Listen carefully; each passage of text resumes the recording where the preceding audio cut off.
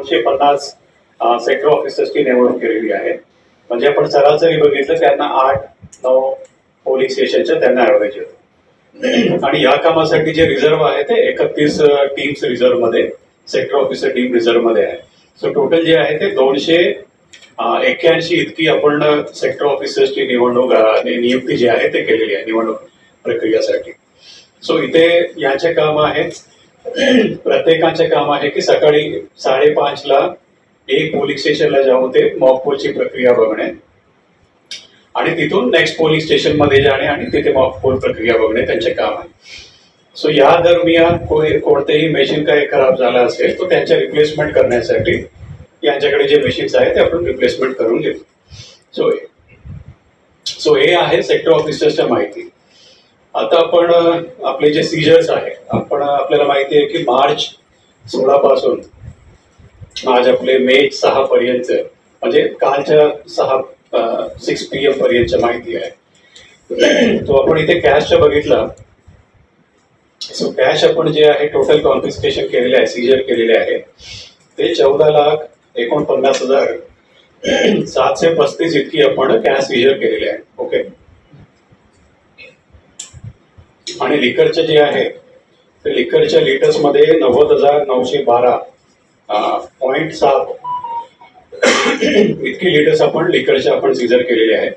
आणि यांची टोटल रक्कम जी आहे ते 2,46,22,893 इतकी आपण यांचे अमाऊंट आहे. म्हणजे जवळपास 90,000 लिटरच्या 2.5 कोटी रुपये यांचे किमतीच्या व्हॅल्यू आहे. आणि त्यानंतर वेपन्स आणि एक्सप्लोसिव्ह मध्ये जवळपास 8 लाख रुपयाच्या आपण सीजर केलेले आहे. आणि नॅर्कोटिक्स मध्ये 17,000 रुपये आणि बाकी इतर मध्ये 4,14,138 रुपये इतकी कॉन्फिस्केशन केलेले आहे. सो आपण हे टोटल बघितलं तर जवळपास 2,80,00,000 रुपयाच्या आपण आजपर्यंत सीजर केलेले आहे. सो मी ज्या प्रकारे सांगितलेलं आहे की 6 AC जे आहे आपले 1,942 आहे. यामध्ये आपण BU जे आहे ते 145% BU आपण सर्व प्रत्येक AC ला दिलेले आहे. आणि CUचे जे आहे ते सुद्धा 145% दिलेले आहेत. 1-2 असेंब्ली कॉन्स्टिट्युएन्सी मध्ये ते 125% आहे, ते सिंधूर मध्ये आहे. पण आपल्याकडे सगळ्या ठिकाणी 145% BU CU दिलेले आहे.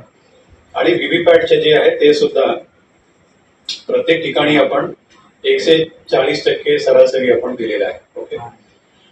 सो आता याचे कमिशनिंग जे आहे ते आपण 27 ते 30च्या दरम्यान केलेले आहे. कमिशनिंग म्हणजे जे BEL चे इंजिनियर्स आहेत ते येऊन आपले व्हीव्हीपॅट मध्ये सिम्बल लोडिंग करतात, सिम्बल लोडिंग युनिट्स.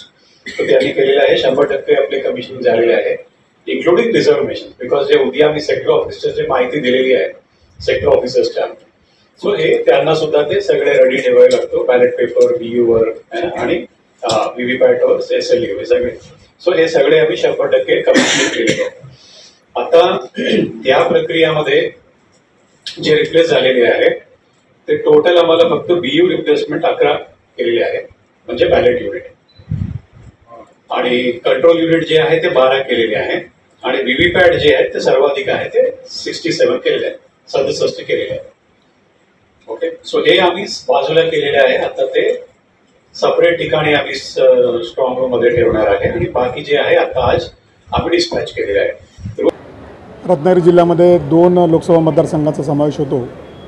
रायगड आणि रत्नागिरी सिंधुदुर्ग या 2 मतदारसंघामध्ये पूर्णपणे पोलीस विभागाची जी तयारी पूर्ण करण्यात आलेली आहे. सर्व ठिकाणी ज्या ठिकाणी EVM बॉक्सेस घेऊन जाणाऱ्या टीम आहेत त्या टीमसोबत पोलीस कर्मचाऱ्यांचा आणि होमगार्डचा बंदोबस्त तैनात करण्यात आलेला आहे.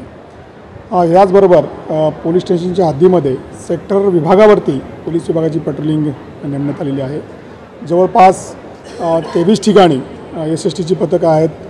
त्याचबरोबर आपल्याकडे जे आंतर जिल्हा हे आहेत चेकपोस्ट आहेत ते 5 ठिकाणी आहेत. त्या ठिकाणी वाहनाची कसून तपासणी करण्यात येत आहे. आणि जिल्हाभरामध्ये पूर्णतः शांतता राखण्यासाठी पोलीस विभाग सज्ज आहे. पोलीस विभागाचे सर्व वरिष्ठ अधिकारी सध्या क्षेत्रीय स्तरावरती काम करत आहेत. त्या ठिकाणी सर्व नियोजन आणि समन्वय ठेवण्यासाठी त्यांचा सातत्याने प्रयत्न चालू आहेत.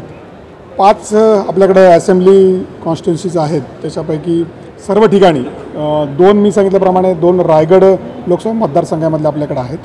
त्या ठिकाणी सुद्धा पोलीस विभागाचा बंदोबस्त आणि त्याचबरोबर जी निवडणूक यंत्रणेसाठी लागणारे जे मनुष्यबळ आहेत ते त्या ठिकाणी पोहोचलेलं आहे आणि त्यांचं काम चालू आहे.